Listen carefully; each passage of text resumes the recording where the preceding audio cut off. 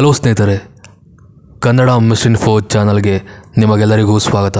ಇವಾಗ ವಾರಕ್ಕೆ ಒಂದೊಂದು ವಿಡಿಯೋ ಮಾಡ್ತಿದ್ದೀನಿ. ಕೆಲವೊಂದು ಕಾರಣಗಳಿಂದ ತುಂಬ ಬ್ಯುಸಿಯಾಗಿರುವ ಕಾರಣ 3-4 ದಿನಕ್ಕೆ ವಿಡಿಯೋ ಮಾಡೋಕ್ಕೆ ಆಗ್ತಿಲ್ಲ. ಇದು ಹೀಗೆ ಸ್ವಲ್ಪ ದಿನಗಳ ಕಾಲ ಮುಂದುವರಿತಾ ಇರುತ್ತೆ. ಮುಂದೆ ಹೋಗ್ತಿದ್ದಾಗೆ ಇನ್ನೂ ಜಾಸ್ತಿ ಮಾಡೋಕ್ಕೆ ಟ್ರೈ ಮಾಡ್ತೇನೆ.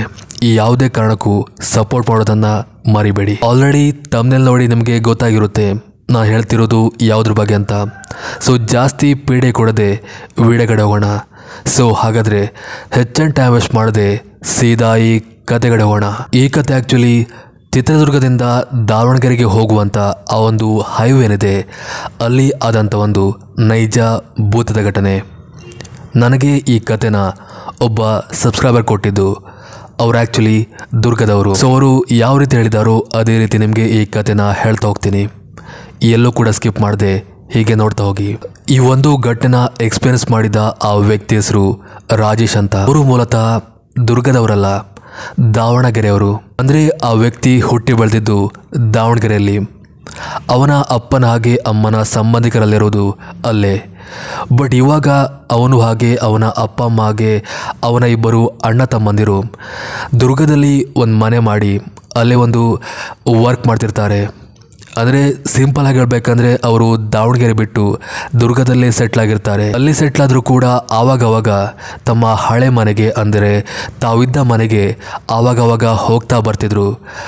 ಅದು ಕೆಲವು ಸಲ ತಾನೊಬ್ಬನೇ, ಹಾಗೆ ಇನ್ನು ಕೆಲವು ಸಲ ತನ್ನ ಫ್ಯಾಮಿಲಿ ಒಟ್ಟಿಗೆ. ಹೀಗಿರುವಾಗ ಒಂದಿನೇನಾಗುತ್ತೆ, ಅವನಿಗೆ ದಾವಣಗೆರೆಯಿರುವ ಮನೆಯಿಂದ ಒಂದು ಕಾಲ್ ಬರುತ್ತೆ. ಆ್ಯಕ್ಚುಲಿ ಅವನ ಅಜ್ಜನಿಗೆ ತುಂಬ ಸೀರಿಯಸ್ ಆಗಿದೆ, ಇನ್ನೇನು ಕೆಲವೇ ದಿನಗಳಲ್ಲಿ ಅವರು ತೀರಿ ಹೋಗ್ಬೋದು, ಆದಷ್ಟು ಬೇಗ ಬಂದು ಅವ್ರನ್ನ ಮಾತಾಡಿಸಿ ಅಂತ. ಯಾಕಂದರೆ ಆಮೇಲೆ ಅವ್ರನ್ನ ಮಾತಾಡೋಕ್ಕೆ ಚಾನ್ಸ್ ಸಿಗುತ್ತೆ ಇಲ್ವಾ ಗೊತ್ತಿಲ್ಲ, ಇವಾಗಲೇ ಬನ್ನಿ ಅಂತ. ಆ್ಯಂಡ್ ಆ್ಯಕ್ಚುಲಿ ಅವ್ರು ಕಾಲ್ ಮಾಡಿದ್ದು ರಾತ್ರಿ ಹೊತ್ತಲ್ಲೇ. ಯಾಕಂದರೆ ಅವರು ಆ ಕ್ಷಣದಲ್ಲೇ ತೀರಿ ಹೋಗ್ಬೋದು ಆ ರೀತಿ ಇತ್ತು. ಅಂದರೆ ಅವರ ಕಂಡೀಷನ್ ತುಂಬ ಕ್ರಿಟಿಕಲ್ ಆಗಿತ್ತು. ಸೊ ರಾಜೇಶ್ ಏನು ಮಾಡ್ತಾನೆ, ಅದೇ ಕೂಡಲೇ ತನ್ನ ಮನೆಯವ್ರು ಎಲ್ಲರನ್ನ ಕೂಡ ಹೊರಡಿಸ್ತಾನೆ. ಬಟ್ ಅವರಿಗೆ ಅಲ್ಲಿಂದ ಬರೋಕ್ಕೆ ಬಸ್ಸಲ್ಲಿ ಬರಬೇಕು. ಬಟ್ ಇವಾಗ ಅಷ್ಟು ಟೈಮ್ ಇಲ್ಲ. ಏನು ಮಾಡೋದಂತ ಅವನು ಅದೇ ಕೂಡಲೇ ಒಂದು ಕ್ಯಾಬ್ ಬುಕ್ ಮಾಡ್ತಾನೆ. ಹಾಗೆ ಕ್ಯಾಬ್ ಕೆಲವೇ ಕ್ಷಣಗಳಲ್ಲಿ ಅವನ ಮನೆ ಹತ್ತಿರ ಬಂದು ಅವರು ಅಲ್ಲಿಂದ ಜರ್ನಿ ಶುರು ಮಾಡ್ತಾರೆ. ದುರ್ಗದಿಂದ ದಾವಣಗೆರೆಗೆ ಒಂದು ಆಲ್ಮೋಸ್ಟ್ ತುಂಬ ಜರ್ನಿ ಇದೆ ಅನಿಸುತ್ತೆ, ನಂಗೆ ಕರೆಕ್ಟಾಗಿ ಗೊತ್ತಿಲ್ಲ. ರಾಜೇಶ್ ಕಾರ್ನ ಮುಂದೆ ಸೀಟಲ್ಲಿ ಕೂತಿದ್ರೆ ಅವನ ಅಣ್ಣ ತಮ್ಮ ಹಾಗೆ ಅಪ್ಪ ಅಮ್ಮ ಹಿಂಬದಿ ಸೀಟಲ್ಲಿ ತುಂಬ ಅಡ್ಜಸ್ಟ್ ಮಾಡಿಕೊಂಡು ಕೂತಿದ್ರು. ಯಾಕಂದರೆ ಕ್ಯಾಬ್ ತುಂಬ ಚಿಕ್ಕದಾಗಿತ್ತು. ಇವೆ ಅವರು ಹೊರಟಂಥ ಸಮಯ ಏನಿದೆ ಅದು ರಾತ್ರಿಯ 10ರ ಆಸುಪಾಸಾಗಿರ್ಬೋದು. ಆ್ಯಂಡ್ ದುರ್ಗ ಹಾಗೆ ದಾವಣಗೆರೆಯ ಆ ರೂಟ್ ಹತ್ತಿರ ಬರುವಾಗ ಒಂದು 11 ಗಂಟೆ ಆಗಿರ್ಬೋದು. ಅಂದರೆ ಕರೆಕ್ಟಾಗಿ ಹೇಳಬೇಕಂದ್ರೆ ದೆವ್ವಗಳು ಓಡಾಡುವಂಥ ಸಮಯ ಅದು. ಸೊ ಆ ಟೈಮಲ್ಲಿ ಗಾಡಿಗಳ ತಿರುಗಾಟ ಏನಿದೆ ತುಂಬಾ ಕಮ್ಮಿ ಇತ್ತು. ಸೊ ಅದು ಆ ಡ್ರೈವರ್ಗೆ ತುಂಬಾ ಯೂಸ್ ಆಗಿತ್ತು ಕೂಡ ಫಾಸ್ಟಾಗಿ ಹೋಗೋಕ್ಕೆ. ಬಟ್ ರಾಜೇಶ್ ಆಗಿ ಅವನ ಮನೆಯವರು ಕನ್ವಿನ್ಸ್ ಮಾಡ್ತಾರೆ, ಆಲ್ರೆಡಿ ನಾವು ದುಃಖದಲ್ಲಿದ್ದೇವೆ, ಆದರೂ ಅಪಾಯ ಆದರೆ ತೊಂದರೆ, ಸೊ ನಿಧಾನನೇ ಹೋಗಿ ಅಂತ ಅವನಿಗೆ ಕನ್ವಿನ್ಸ್ ಮಾಡ್ತಾನೆ. ಸೊ ಡ್ರೈವರ್ ಕೂಡ ಸರಿ ಅಂತ ತನ್ನ ಮಾಮೂಲು ಸ್ಪೀಡಲ್ಲಿ ಹೋಗ್ತಾ ಇರ್ತಾನೆ. ಹೀಗೆ ಒಂದು 15 ನಿಮಿಷಗಳ ಜರ್ನಿ ಆದ ನಂತರ ತುಂಬ ದೂರದಲ್ಲಿ ಆಲ್ಮೋಸ್ಟ್ ಎಲ್ಲ ವೆಹಿಕಲ್ ಕೂಡ ತಿರುಗಾಡೋದು ಬಂದಾಗಿ ಹೋಗಿತ್ತು. ಸುತ್ತಮುತ್ತ ನೀರುವ ಮೌನ ಮನೆ ಮಾಡಿತ್ತು. ಅಂದರೆ ಎಷ್ಟೇ ದೂರ ಹೋದರೂ ಕೂಡ ಅವರ ಕಣ್ಣಿಗೆ ಒಂದೇ ಒಂದು ವೆಹಿಕಲ್ ಕೂಡ ತೋರ್ತಿಲ್ಲಿತ್ತು.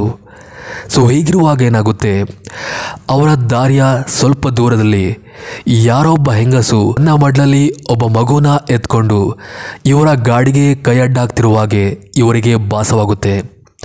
ಇವರ ಗಾಡಿ ತುಂಬ ದೂರದಲ್ಲಿದ್ದ ಕಾರಣ ಅದನ್ನು ನೋಡ್ತಿದ್ದ ರಾಜೇಶ್ಗೆ ಏನೋ ಗಾಳಿ ಇರ್ಬೋದು ಹಾಗೆ ಅಂತ ಅನ್ಕೋತಾನೆ. ಬಟ್ ಅದು ಅವನಿಗೆ ಮಾತ್ರ ಅಲ್ಲ, ಗಾಡಿಯಲ್ಲಿ ಕೂತಿದ್ದ ಎಲ್ಲರಿಗೂ ಕೂಡ ತೋರ್ತಿತ್ತು. ಸೊ ಮುಂದೆ ಹೋಗ್ತಿದ್ದಾಗ ಗೊತ್ತಾಗುತ್ತೆ, ಯಾರೊಬ್ಬ ಹೆಂಗಸು ಅಲ್ಲಿ ನಿಂತು ಇವರ ಗಾಡಿಗೆ ಕೈ ಹಾಕಿ ಡ್ರಾಪ್ ಕೇಳ್ತಿರ್ತಾಳೆ. ಆ್ಯಂಡ್ ಇಲ್ಲಿ ಶಾಕಿಂಗ್ ವಿಷಯ ಏನಪ್ಪ ಅಂದರೆ, ಆ ಹುಡುಗಿ ಅಂದರೆ ಆ ಮಹಿಳೆಯ ವೇಷಭೂಷಣ ತುಂಬ ವಿಚಿತ್ರವಾಗಿತ್ತು. ಅವಳು ರವಿಕೆ ಹಾಗೆ ಲಂಗದಲ್ಲಿ ಮಾತ್ರ ಇದ್ಲು. ಅವಳ ಮೈಯಲ್ಲಿ ಯಾವ ಬಟ್ಟೆ ಕೂಡ ಇರಲಿಲ್ಲ. ಇವರಿಗೆ ಅದನ್ನು ನೋಡಿ ತುಂಬ ವೇರ್ಡಾಗಿ ಫೀಲ್ ಆಗುತ್ತೆ. ಹಾಗೆ ಅವಳ ಮಡ್ಲಲ್ಲಿದ್ದ ಆ ಮಗು ತಲೆಯಿಂದ ಒಂದೇ ಸಮನೆ ರಕ್ತ ಸುರಿತಿರುತ್ತೆ. ಅದನ್ನ ನೋಡಿ ರಾಜೇಶ್ ಆಗಿ ಅವನ ಮನೆಯವರಿಗೆ ತುಂಬ ಕನಿಕರಾಗುತ್ತೆ. ಅವರು ಆ ಡ್ರೈವರ್ ಹತ್ತಿರ ಕನ್ವಿನ್ಸ್ ಮಾಡ್ತಾರೆ, ಈ ಕೂಡಲೇ ಗಾಡಿ ನಿಲ್ಲಿಸಿ ಆ ಮಹಿಳೆಗೆ ಸಹಾಯ ಮಾಡುವ, ಮೋಸ್ಟ್ಲಿ ಅಪಘಾತ ಆಗಿರ್ಬೋದು, ಇವಾಗ ಅವಳಿಗೆ ಸಹಾಯದ ಅಗತ್ಯ ತುಂಬ ಇದೆ ಅಂತ ಅವನ್ನ ಕನ್ವಿನ್ಸ್ ಮಾಡ್ತಾರೆ. ಬಟ್ ಈ ಡ್ರೈವರ್ ಮಾತ್ರ ಅವರ ಮಾತಿಗೆ ಒಪ್ಪೋದಿಲ್ಲ. ಅವನು ಹೇಳ್ತಾನೆ, ನಿಮ್ಗೆ ಗೊತ್ತಿಲ್ಲ ಸರ್, ಇದು ನೀವು ಅಂದ್ಕೊಂಡಿರುವಾಗಲ್ಲ, ಇದು ಬೇರೆಯೇ. ನಾನು ಈ ಟೈಮಲ್ಲಿ ಈ ರೋಡಲ್ಲಿ ತುಂಬ ಸಲ ತಿರುಗಿದ್ದೇನೆ, ನನಗಿದರ ಅನುಭವ ಆಗಿದೆ. ನೀವು ಸುಮ್ಮನೆ ಕೂತ್ಕೊಳ್ಳಿ, ನಂಗೇನು ಮಾಡಬೇಕು ಗೊತ್ತಂತ ಸ್ವಲ್ಪ ಗದರಿಸ್ತಾನೆ. ಅವರಿಗೆ ಒಂದು ಮಾತು ಕೇಳಿ ತುಂಬ ಕೋಪ ಬರುತ್ತೆ. ಇವರು ಕೂಡ ಗದರಿಸ್ತಾರೆ.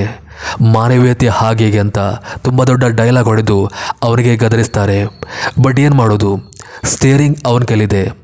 ಅವನು ಗಾಡಿ ನಿಲ್ಲಿಸದೆ ಹಾಗೆ ಸ್ವಲ್ಪ ದೂರ ಮುಂದೆ ಹೋಗಿ ಅವನು ಗಾಡಿನ ಸ್ಟಾಪ್ ಮಾಡ್ತಾನೆ. ಹಾಗೆ ಆ ಮನೆಯವ್ರಿಗೆ ಹೇಳ್ತಾನೆ, ಇವಾಗ ಹಿಂತಿರುಗಿ ನೋಡಿ, ಆ ಮಹಿಳೆ ಇದ್ದಾಳ ಇಲ್ವ ಅಂತ ನನಗೆ ಹೇಳಿ ಅಂತ ಅವನು ಅವರಿಗೆ ಹೇಳ್ತಾನೆ. ಆವಾಗ ರಾಜೇಶ್ ಸೇರಿ ಅವನ ಎಲ್ಲ ಮನೆಯವರು ಕೂಡ ಆ ಗ್ಲಾಸ್ ಮೂಲಕನೇ ಹಿಂದಿರುಗಿ ನೋಡ್ತಾರೆ. ಶಾಕಿಂಗ್ಲಿ ಆವಾಗ ಯಾವ ಹೆಂಗಸು ಆ ರೋಡ್ ಬದಿ ನಿಂತಿದ್ಲು ಅವಳು ಅಲ್ಲಿಂದ ಮಾಯವಾಗಿ ಬಿಟ್ಟಿದ್ಲು. ಅಂದರೆ ಕೆಲವೇ ಸೆಕೆಂಡಲ್ಲಿ ಗಾಡಿ ಮುಂದೆ ಹೋಗಿದ್ದು, ಅವಳು ಆ ಕೆಲವೇ ಸೆಕೆಂಡಲ್ಲಿ ಮಾಯವಾಗಿ ಹೋಗಿದ್ಲು. ಸೊ ಡ್ರೈವರ್ ಅದೇ ಕೂಡಲೇ ಅಲ್ಲಿಂದ ಗಾಡಿ ತೆಗೆದು ದಾರಿ ಮಧ್ಯೆ ಹೋಗ್ತಿರುವಾಗ ಆ ಮಹಿಳೆ ಯಾರು, ಏನು ಕತೆ ಅಂತ ಎಲ್ಲವನ್ನ ಎಕ್ಸ್ಪ್ಲೇನ್ ಮಾಡ್ತಾ ಹೋಗ್ತಾನೆ. ಆ್ಯಕ್ಚುಲಿ ಅವರ ಗಾಡಿಗೆ ಅಡ್ಡವಾಗಿ ನಿಂತಿದ್ದು ಯಾವುದೇ ಮಹಿಳೆ ಅಲ್ಲ, ಅದು ಗೋಸ್ಟ್ ಆಗಿತ್ತು. ಎಸ್, ಆ ಒಂದು ರೋಡಲ್ಲಿ ತುಂಬ ಅಪಘಾತ ಆಗ್ತಾನೆ ಇರುತ್ತೆ. ಸೊ ಆ ಅಪಘಾತದಲ್ಲಿ ಮೃತಪಟ್ಟ ಅಮ್ಮ ಮಗುವಿನ ಆತ್ಮ ಇದು ಅಂತ ಅವನು ಹೇಳ್ತಾನೆ.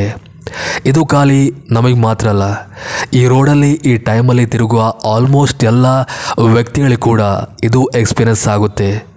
ಕೆಲವರು ಅದಕ್ಕೆ ಡ್ರಾಪ್ ಕೊಟ್ಟು ಮಾನಸಿಕವಾಗಿ ಬಲಿಯಾಗಿದ್ದಾರೆ, ಇನ್ನು ಕೆಲವರು ನಮ್ಮ ಥರ ಡ್ರಾಪ್ ಕೊಡದೆ ಸೇವ್ ಆಗಿದ್ದಾರೆ.